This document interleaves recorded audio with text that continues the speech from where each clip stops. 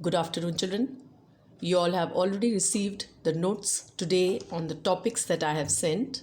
Most important topic for today and totally fresh topic for today is sex determination or gender determination in humans. You all have received the pages like this, which I have already sent you today, and I'm sure you have written them. If not, please make up your work. In this video explanation, I'll be explaining the same one by one. So, to begin with, the gender determination. See, whenever a child is developed in the mother's womb, children, it is usually the females that are held responsible for the gender of the child that is born. That is, whether a girl child or a boy child is born, then who is responsible overall, especially in a country like ours, especially the remote areas, it's a female that is held responsible. Today, we will see an answer to this and see what is the real fact. Look at this.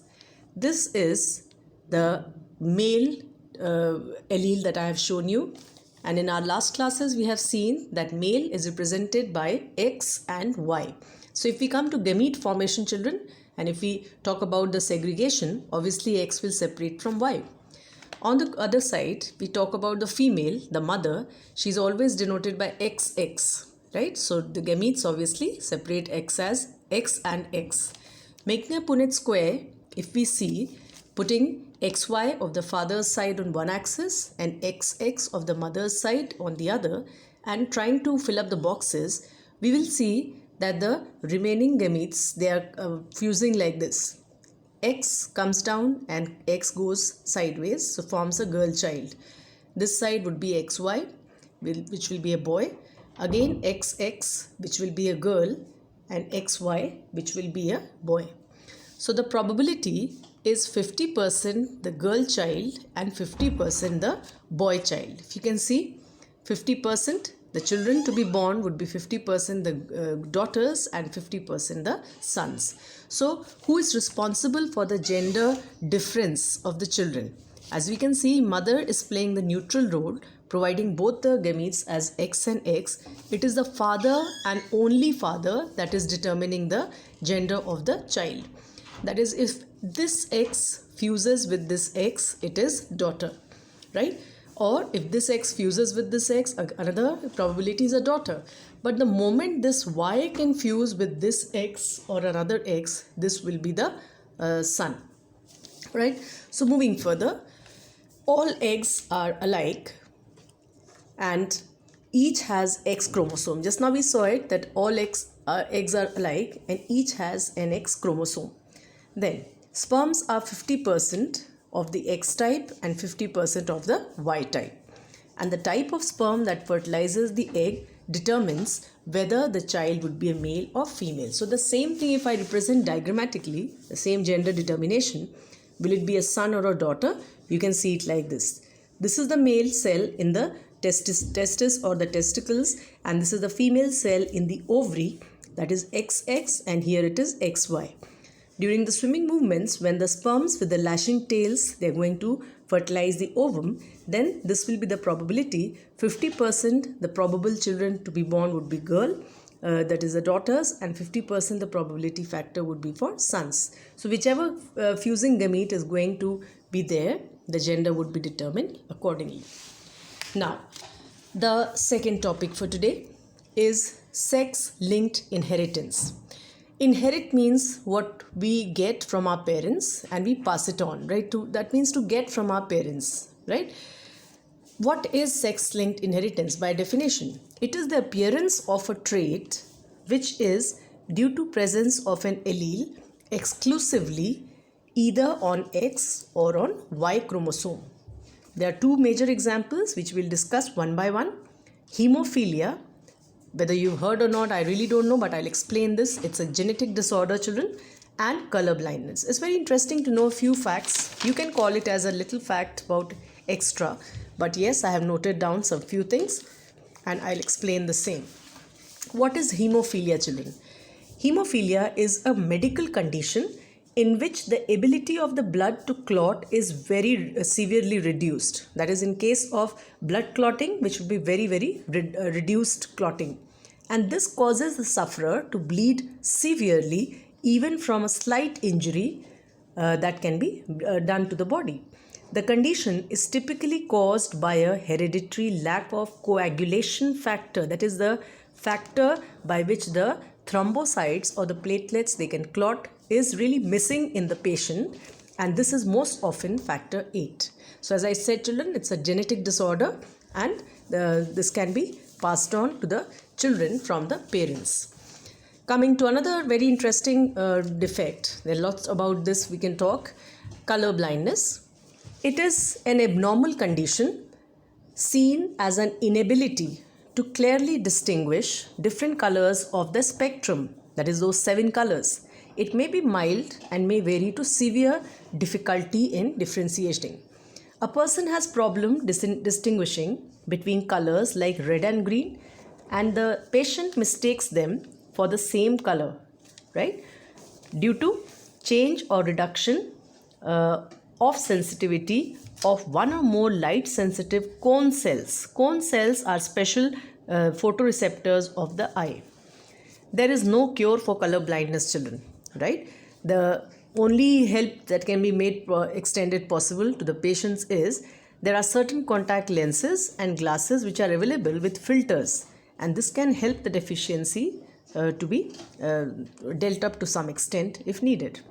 There are mainly 3 types of color blindness: red-green, blue-yellow, and total color blindness. There are 2 famous personalities I have noted down for you, and they are colorblind. You'll be surprised to know that Bill Clinton, who's the 42nd US president, and Mark Zuckerberg, the CEO of Facebook, are famous personalities who are colorblind, right? So we can definitely say, children, that the color blindness, though yes, it is genetic disorder, but that doesn't mark our successful or being unsuccessful in the world of today. As we can see, these famous personalities are very much successful. Yes, but to some extent, color blindness does play its impact on day-to-day working. For example, the traffic signals on the road, and the patient that is colorblind or a person who is colorblind cannot differentiate between the signal colors, and that could be dangerous, right? All right, so let us see how these are caused. The most interesting thing, as I told you, the sex-linked inheritance. Let us see why is this caused and how. Such defects are due to recessive genes that occur on X chromosomes only. This is what we already told you. The defects are more common in males than are they seen in females. That is, colorblind males will be more common than colorblind females. Hemophilia sufferers are at the risk of bleeding to death because the blood fails to clot in them. Now, I am going to discuss 3 cases with you, children, right? One by one, and we'll come over situations like this. XX means a normal female. Just now we discussed with the gender determination, and we saw XX means a female. So this is a normal female. But if it is X and the signal color red, that is this defective, this red dot means it's a defective gene. So if this is single defective gene over here, X dot X, then this is a carrier female. But if both are recessive or the defective ones, then she's a sufferer female. That means such female which has very less chances of probability to be present would be a sufferer or a colorblind female. Coming to the male side, XY normal male, and because 50% is Y type, so even if one single is defective, he will be a sufferer male. In short, there is no carrier male but only a sufferer or a normal. But in females we have 3 categories. A healthy normal female, the carrier with single, and doubles means both the ones are defective and she will be a sufferer. Let us see case 1. Normal mother and this is colorblind father. As according to our previous rules of Punnett square making, if we make and segregate the genes, X dot Y, suppose this is a defective gene, X dot Y and XX, then we can see the defective comes down into this and this. X dot and single X, XY, and this is again this. So according to this, what can you see? XY and XY, both the sons would be normal, and the females that will be born will not be sufferers, but because single is there, she will be a carrier. So she will be a carrier female, but yes, heterozygous, dominant with normal vision. right? So she is a carrier. In the coming generations, she might be the mother of colorblind children. Now suppose this same female carrier mother, but herself she is not colorblind, she marries a normal father, right? In that case, what happens? Let us see the same rule making. XX on this axis and X dot onto this. In this case, children, we have daughter XX and again a carrier daughter. So this is 25%. If we break this into 25 each, then it makes 100. 25, 25, 25 and 25. So we can say 25% of the daughters, they are normal and 25% of the daughters are carrier. Whereas males, another 25% they are normal and 25% are colorblind. So in this case, children, there's no female as a sufferer, but yes, males 25% they are sufferers, right? And look at how the son is getting the defect from. The son is getting the defect from the mother, not from the father. So son will get it from a carrier mother of the first case. Coming to another hypothetical imagination or a case like third, where we say XX dot, suppose this is the defective gene, carrier woman, and X dot Y, suppose he's a colorblind father, right? In that case, if you break up the genes, let us see what will happen. Same, it comes onto one axis and the female genes come onto this. And in this case, children, again keeping them as 25%, the females, that is the daughters born, this 25% female category would be the carrier. This 25% would be the sufferer. This 25% of the male category, there will be the normal sons with normal vision, and this category of sons born would be the colorblind sons. So again, in this case, what you see, children, that the daughters are getting the defect from colorblind father. See, look at this. The daughters who are getting this defect, 50% was already from the mother, but she could have been a carrier. But because the father is giving the defect to the daughter, we also call this as crisscross inheritance. See again, the son got it from mother, whereas the daughter got the defect from the father. That is, the gender crisscross is there, that a mother can pass on to son and a father can pass on to daughter, right? Not vice versa. And therefore, this sex-linked inheritance or the inheritance of this category is also called crisscross inheritance. I hope you've understood. Moving further, inheritance of same self-made question, inheritance of X-linked gene like colorblindness and hemophilia is also called crisscross inheritance. Explain. In the answer just now I explained you how the son gets it from a carrier mother, as we saw in case 2, that is here. Alright, and similarly we saw it how a daughter may get it from a father who is colorblind, as in case 3, like over here. So for this reason we also call it as the crisscross inheritance. I hope you understood, children, and these are the facts I have already explained about hemophilia and colorblindness. And here we had some famous personalities like Bill Clinton and Mark Zuckerberg, who are colorblind. Coming to sickle cell anemia. Before I start with sickle cell anemia, children, it's important that I first tell you how is this caused. This will be our last class on genetics, children. Today we'll be finishing with the topic on genetics. We will talk about mutation. What is mutation, children? It's a sudden change. Look at today's scenario. The virus, that is the coronavirus that we're talking about, and that has created a disaster and the pandemic world over. The researchers are not able to make vaccines so easily because of this mutation. So what is mutation, children? It's a sudden change in one or more genes or in the number or structure of chromosomes. That is a virus. By the time scientists are working on the structure, it is mutating and changing into something new. And that is why it's become a challenge and a scene that is being a disaster today. Right? Mutation alters the genetic or the hereditary material of organism cells and results in the change in certain characters or traits. For example, sickle cell anemia. Here comes this name that I will first tell you. Sickle is a structure like this. Sickle is something like this, which is used as an equipment in the grounds or fields to cut grass.